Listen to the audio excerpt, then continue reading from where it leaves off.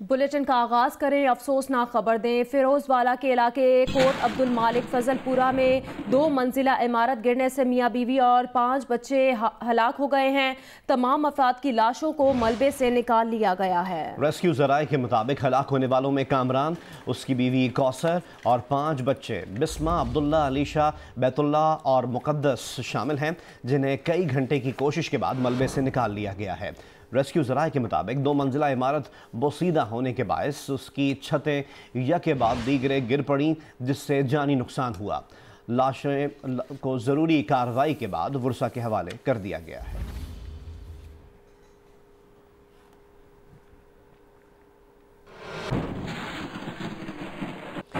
महकमा मौसमियात ने आइंदा 24 घंटों में मुल्क के मुख्तलिफ हिस्सों में बारिश की पेशगोई की है। महकमा मौसमियात के मुताबिक हज़ारा, रावलपिंडी, गुजरावाला और सरगोदा में बारिश का इम्कान है। इसके अलावा फैसलाबाद, लाहौर डिवीज़न, इस्लामाबाद और कश्मीर में कहीं कहीं बारिश का इम्कान है। महकमा मौसमियात के मालाकंड, पिशावर, कोहाट, मर्दान में भी तेज़ हवाओं के साथ बारिश की पेशगोई। बन्नू, योब, मुल्तान और साहिवाल डिवीजन में चंद मकामात पर गरज चमक के साथ बारिश का इम्कान है। महकमा मौसमियात का कहना है कि मुल्क के दीगर इलाकों में मौसम बदस्तूर गर्म और मरतूब रहेगा। आपको अपडेट करें कि लाहौर में कई घंटे की बारिश के बाद धूप निकल आई है। शहर में ज्यादातर मकामात से बारिश का पानी निकाल दिया गया है। महकमा मौसमियात के मुताबिक ज्यादा से ज्यादा दर्जा हरारत लाहौर में आज 31 सेंटीग्रेड रहने का इम्कान जाहिर किया गया है।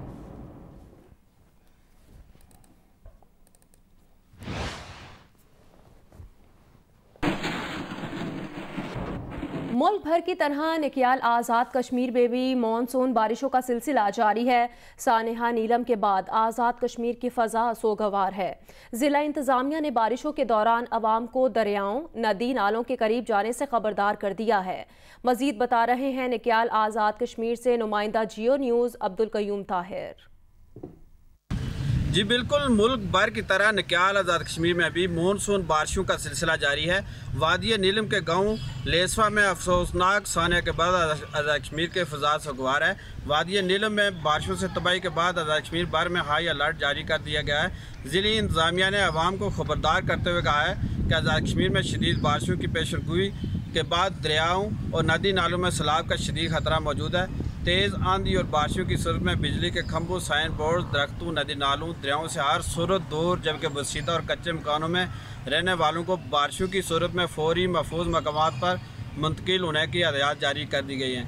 पहाड़ी इलाकों में बारिशों के दौरान गैर ज़रूरी सफ़र करने से भी मना किया गया है, जबकि पहाड़ी इलाकों में लैंड स्लाइडिंग के खतरात के पेश नज़र महकमा शहरात, महकमा सेहत समेत दीगर महकमों को हाई अलर्ट जारी कर दिया गया है, जबकि किसी भी हंगामी सूरत में ज़िली और तहसील इंतज़ामिया से भी रब्ता करने की हदायत दी गई है। जी, वादी नीलम में लेसवा सानहे के बाद लापता अफराद की तलाश का काम जारी है। मुतासरीन की इमदाद के लिए खुराक, कंबल, इसके अलावा खैमे और दीगर सामान पहुँचा दिया गया है। स्टेट डिज़ास्टर मैनेजमेंट अथॉरिटी के डायरेक्टर ऑपरेशन सईदुर्रहमान कुरैशी के मुताबिक मुतासरीन के लिए फौरी तौर पर ज़िंदगी बहाल करने के साथ उनके लिए तामीर नौ का काम शुरू किया जाएगा। इलाके को मिलाने वाली सड़क 90% बहाल कर दी गई है। आज़ाद कश्मीर की वादी नीलम में क्लाउड बर्स्ट के बाद सैलाबी रेले में 22 से ज़ायद अफराद बह गए थे, जिनमें से 3 अफराद की लाशें निकाल ली गई थीं, जबकि दीगर की तलाश अब तक जारी है। हुकूमत की जानिब से लवाहिकीन के लिए इमदाद का भी ऐलान किया गया है। थर के सहरा में तेज़ तूफ़ानी रेतली हवाओं का सिलसिला तीसरे रोज़ भी जारी है। मज़ीद बताएंगे नुमाइंदा जियो न्यूज़ मोहम्मद हनीफ ज़ई। सहराए थर में तेज तूफानी हवाओं ने कमो बेश सहराई तूफान की शक्ल इख्तियार कर रखी है और यूं लगता है कि तेज हवाओं के झोंके जो हैं वो यहाँ पर रेत के जर्रे जर्रे को उड़ा कर ले जाएंगे। और बिल्कुल सूरत हाल ये है कि अगर आबादियों में देखेंगे तो मासिवा रेत के कुछ भी दिखाई नहीं देता। हद निगाह रेत ही रेत उड़ रही है तेज हवाओं के साथ। और जो तेज हवाओं के झोंके हैं उन झोंकों ने यहाँ पर जो तवील खुशकसाली के दरख्त हैं उन्हें भी देखें बिल्कुल ये जड़ों से उखेड़ दिया है। यहाँ पर कई दरख्त हैं जो यहाँ पर सूख कर वो बिल्कुल टूट गए हैं और टूट कर गिर चुके हैं। और इस तेज हवाओं ने शहरी जिंदगी हो या देही जिंदगी हो सहराए थर में उसको पूरी तरह मफलूज करके रख दिया है। मुल्क के बालाई इलाकों से आने वाले सैलाबी रेले गुड्डू बैराज के मुकाम पर दाखिल हो चुके हैं, जिसके बाद सिंध के तीनों बैराजों गुड्डू, सखर और कोटरी बैराज पर पानी की सतह तेजी से बुलंद हो रही है। मजीद बता रहे हैं चौधरी मोहम्मद इरशाद। जी, बलाई इलाकों से आने वाला सैलाबी रेला और बारिशों का पानी दरिया सिंध में गुड्डू बैराज के मुकाम पर दाखिल हो रहा है, जिससे दरिया सिंध के तीनों बैराजों गुड्डू, सखर और कोटरी बैराज पर पानी की सतह तेजी से बुलंद हो रही है और इस साल रवां साल का रिकॉर्ड पानी इन तीनों बैराजों पर मौजूद है। महकमा आबपाशी के अफसरान का ये कहना है कि बलाई इलाकों से आने वाला पानी अगर इसी तरह गुड्डू बैराज में दाखिल होता रहा तो इस माह के आखिर तक गुड्डू सखर बैराज पर निचले दर्जे की सैलाबी सूरत हाल पैदा हो सकती है। इस वक्त गुड्डू बैराज पर 2,24,000 से जायद, सखर बैराज पर 1,42,000 और कोटरी बैराज पर 40,000 क्यूसेक से जायद पानी मौजूद है। जबकि रवां साल में कोटरी बैराज पर पहली मरतबा पानी का अखराज शुरू हुआ है और 700 क्यूसेक से जायद पानी कोटरी बैराज से अखराज किया जा रहा है। इंचार्ज कंट्रोल रूम के मुताबिक सखर बैराज से निकलने वाली सातों कैनालों कीर्तर कैनाल, रोडी कैनाल, नारा कैनाल, खैरपुर वेस्ट, दादू कैनाल, राइस कैनाल में जरूरत के मुताबिक पानी छोड़ा जा रहा है, जिससे आम, कपास, गन्ना, चावल और दीगर अजनास व फ्रूट की फसलों को बहुत ज्यादा फायदा होगा। और रवां माह दरिया सिंध के बैराजों पर अगर पानी की यही सूरत हाल बरकरार रही तो गुड्डू और सखर के मुकाम पर निचले दर्जे की सैलाबी सूरत हाल इस माह के आखिर तक पैदा हो सकती है। जी, खबर दें, विंदर में RCD शाहरा पर नाका खारडी के करीब मुसाफिर कोच और वैन में तसादुम हो गया, जिसके नतीजे में 2 गाड़ियों में आग लग गई। वैन में सवार 6 अफराद झुलसकर जाँ बहक हो गए, जबकि मुतादिद अफराद जख्मी भी हुए हैं। इंचार्ज ईदी ट्रस्ट बलोचिस्तान डॉक्टर अब्दुल हकीम लासी के मुताबिक हादसे का शिकार होने वाली मुसाफिर कोच कराची से तुर्बत जा रही थी, जबकि वैन विंदर से कराची जा रही थी। हादसे के फौरन बाद इमदादी टीमें जय वक़ुआ पर रवाना हो गईं, जिन्होंने जख्मियों और लाशों को ईदी एम्बुलेंसेस के जरिए विंदर के रूरल हेल्थ सेंटर मुंतकिल कर दिया है।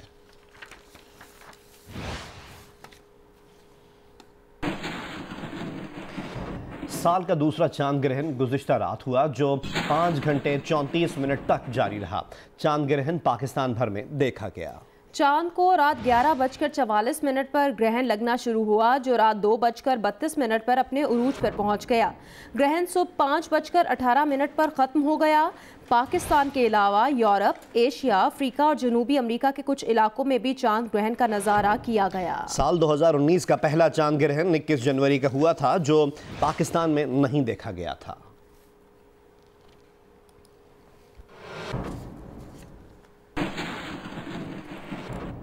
अमेरिका ने पाक भारत करतारपुर राहदारी मंसूबे का खैर मकदम किया है। महकमा खारजा की तर्जुमान मॉर्गन ऑर्टेगस ने कहा कि अमेरिका ऐसे तमाम इकदामात की हिमायत और हौसला अफजाई करता है जिनसे पाकिस्तान और भारत के अवाम के दरमियान राब्तों में इजाफा हो।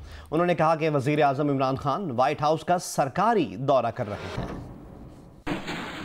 और अब आपको बताएं कि आलमी अदालत इंसाफ में भारतीय जासूस और दहशतगर्द कुलभूषण जाधव केस का फैसला आज सुनाया जाएगा। भारतीय नेवी का हाजिर सर्विस ऑफिसर कुलभूषण जाधव तस्लीम कर चुका है कि वो भारतीय खुफिया एजेंसी रॉ का एजेंट है, जिसे पाकिस्तान में दहशतगर्दी और तखरीबकारी के लिए भेजा गया था।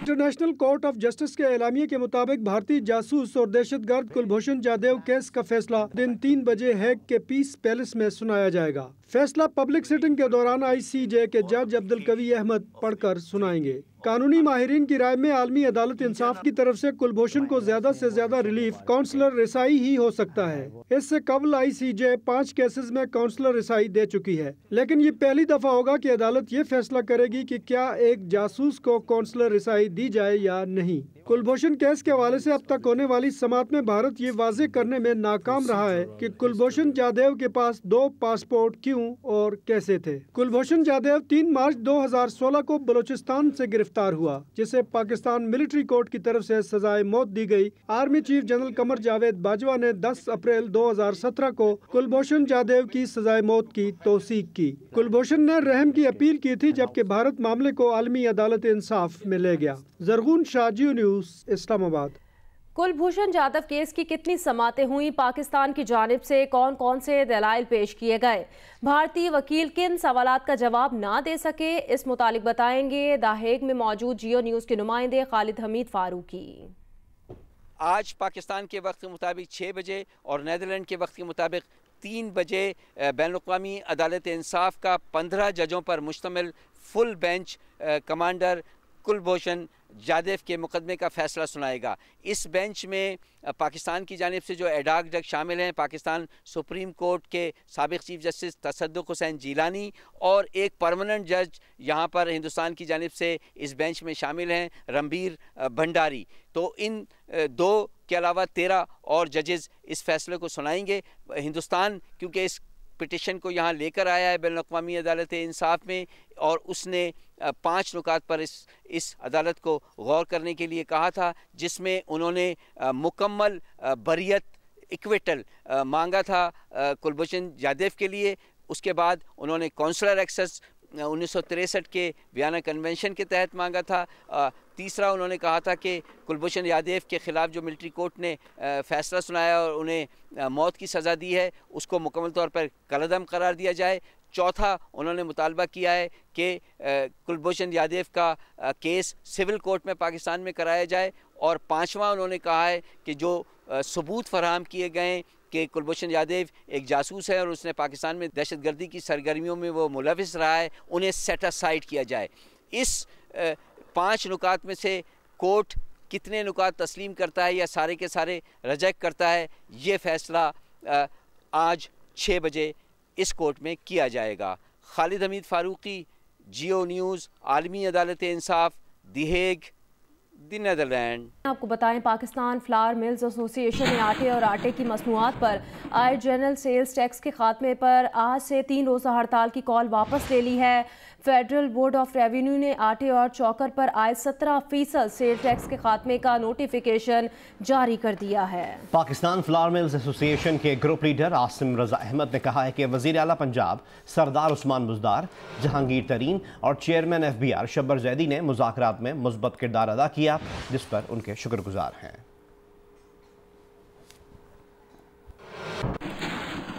एक और अहम अपडेट आप तक पहुंचाएं। स्टेट बैंक ऑफ पाकिस्तान ने शरह सूद में 1% इजाफा करते हुए मुल्क में शरह सूद 13.25% मुकर्रर कर दी है। गवर्नर स्टेट बैंक रजा बाकिर ने कहा कि रवा साल महंगाई की शरह 11 से 12% रहने का इम्कान है। मरकजी बैंक की मॉनेटरी पॉलिसी कमेटी ने मौशी अशारियों को मद्देनजर रखते हुए शरह सूद में 1% इजाफा तजवीज़ कर दिया। पाकिस्तान का शरह सूद एक बार फिर बुलंद सतह पर पहुंच गया। गुज़िश्ता 1 साल के दौरान मुल्क में शरह सूद 6.5% से बढ़कर तकरीबन दुगनी हो गई है। स्टेट बैंक ने जुलाई 2018 में शरह सूद 1% इजाफे के साथ 7.5% कर दी थी, जबकि अब गवर्नर स्टेट बैंक रजा बाकर ने शरह सूद में 1% इजाफा करते हुए इसे तारीखी औसत से भी बुलंद करने का ऐलान कर दिया। Monetary policy committee decided to raise policy rates by 100 basis points 1% to 13.25% with effect from 17th July. Urdu में मॉनेटरी पॉलिसी का ऐलान करते हुए गवर्नर स्टेट बैंक का कहना था कि कीमतों में इजाफे का तनाजुर शरह सूद में इजाफे की एक अहम वजह है। उन्होंने कहा कि रवा माली साल महंगाई की शरह 11 से 12% रहने का इम्कान है और ये कि औसत महंगाई की शरह कुछ बढ़ने का भी इम्कान है।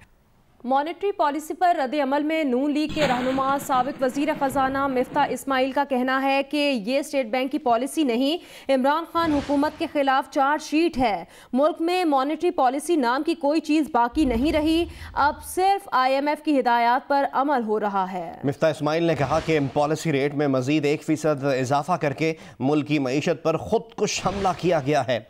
मौजूदा पॉलिसी रेट पर सनत व कारोबार तो दूर, रेड़ी भी नहीं लगाई जा सकती। महंगाई में इजाफा हुकूमत की नाकामियों का मुंह बोलता सबूत है।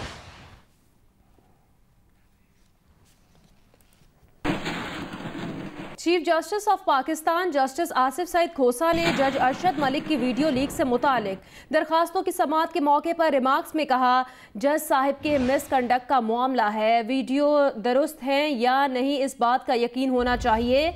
सुप्रीम कोर्ट ने फैसला दिया तो हाई कोर्ट में केस मुतासिर होगा। हाई कोर्ट खुद मुख्तार इदारा है, उसे अपना काम करने दें। दरख्वास्त गुजारों ने मामले पर इंक्वायरी कमीशन बनाने की तजवीज़ दे दी। अदालत ने अटॉर्नी जनरल से तजवीज़ तलब करते हुए समाअत 23 जुलाई तक मुलतवी कर दी।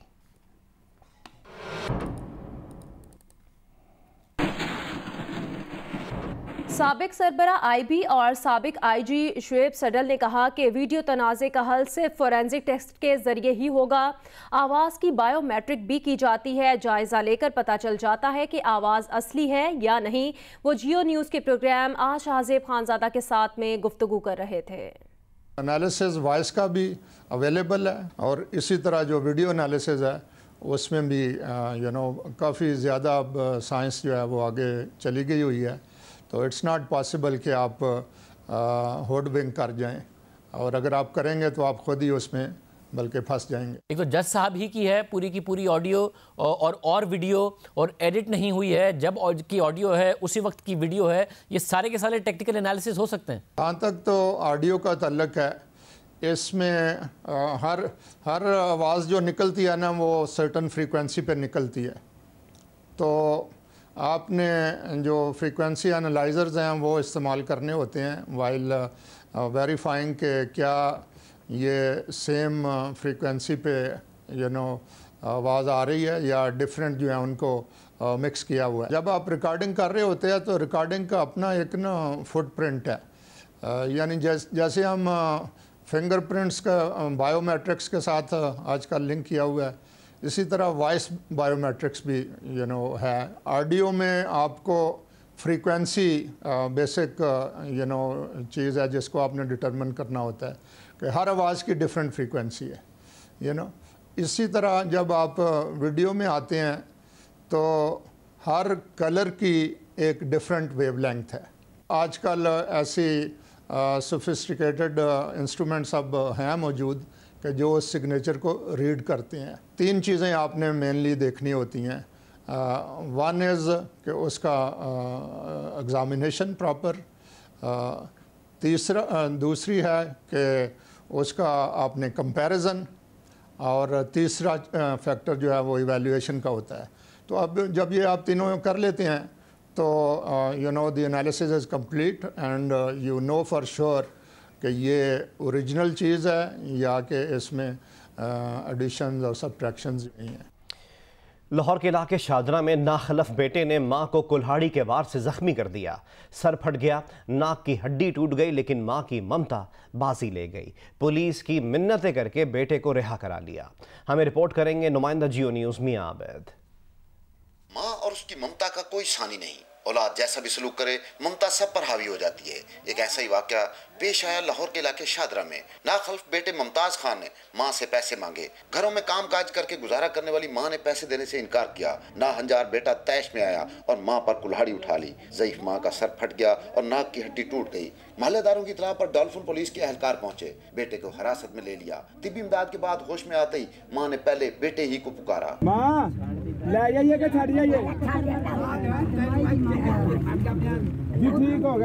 की ममता ये बर्दाश्त न कर सकी कि उसका बेटा हवालात चला जाए। बूढ़ी माँ बेटे की रिहाई के लिए पुलिस एहलकारों की मिन्नतें करती रही। पुलिस के मुताबिक खातून ने कानूनी कार्रवाई से भी इनकार कर दिया। माँ को चैन तब आया जब उसके बेटे को रिहा कर दिया गया। मियां आबिद, जियो न्यूज़, लाहौर।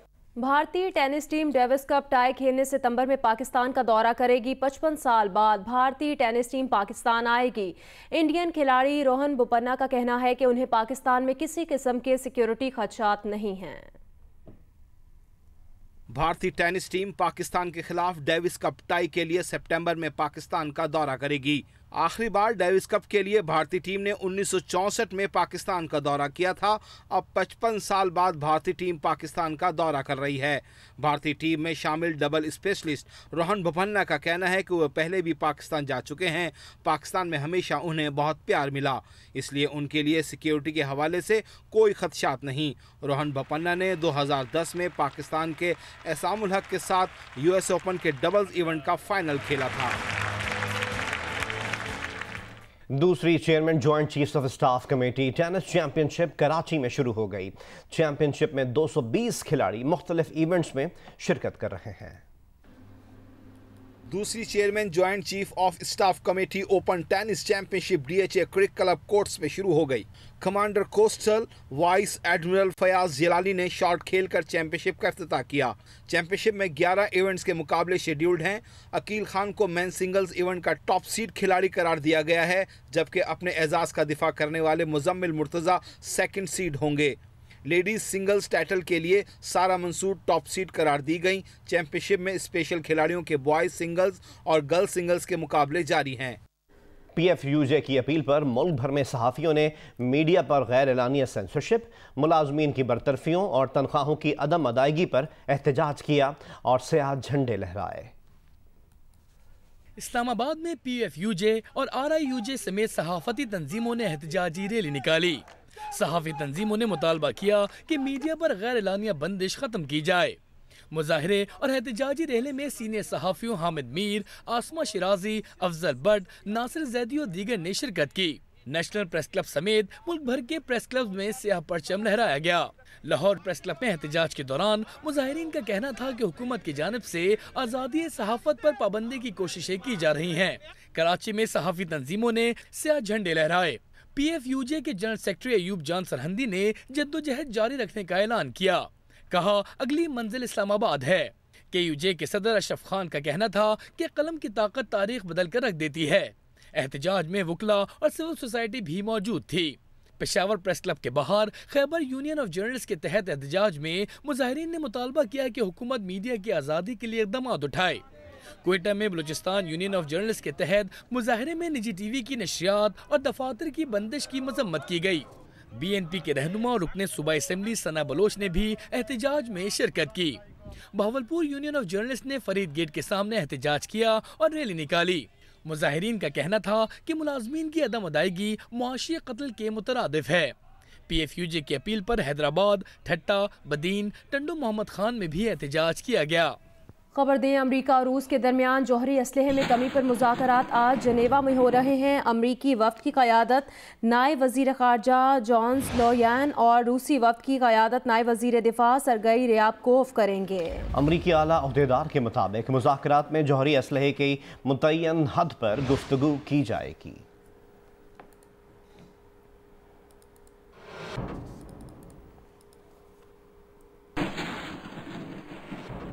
आलमी मालियाती फ़ंड की मैनेजिंग डायरेक्टर क्रिस्टियन लोगार्ड ने ओहदे से इस्तीफ़ा देने का ऐलान कर दिया है। वो यूरोपियन सेंट्रल बैंक के पहली खातून सरबराह के तौर पर खिदमात अंजाम देंगी।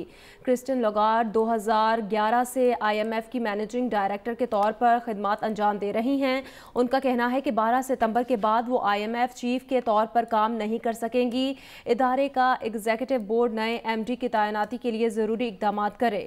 उन्होंने कहा कि यूरोपियन सेंट्रल बैंक का सदर नामजद होना उनके लिए एजाज की बात है। आलमी इंसाफ का बैनुल अक़वामी दिन आज मनाया जा रहा है। World day of international justice मनाने का मकसद जराइम के खिलाफ इंसाफ के आलमी निज़ाम का एतराफ़ है। इस मौके पर दुनिया भर में सेमिनार्स और तकरीबात का एहतमाम किया जाएगा। मुक़र्रीन इंसाफ की फरहमी को यकीनी बनाने के लिए इस निज़ाम की अहमियत पर रोशनी डालेंगे। अस्सलाम वालेकुम, मैं हूं अलीना फारूक शेख और आप देख रहे हैं जियो न्यूज़। मज़ीद वीडियोज़ और अपडेट्स के लिए अभी सब्सक्राइब का बटन क्लिक कीजिए और देखते रहिए जियो न्यूज़।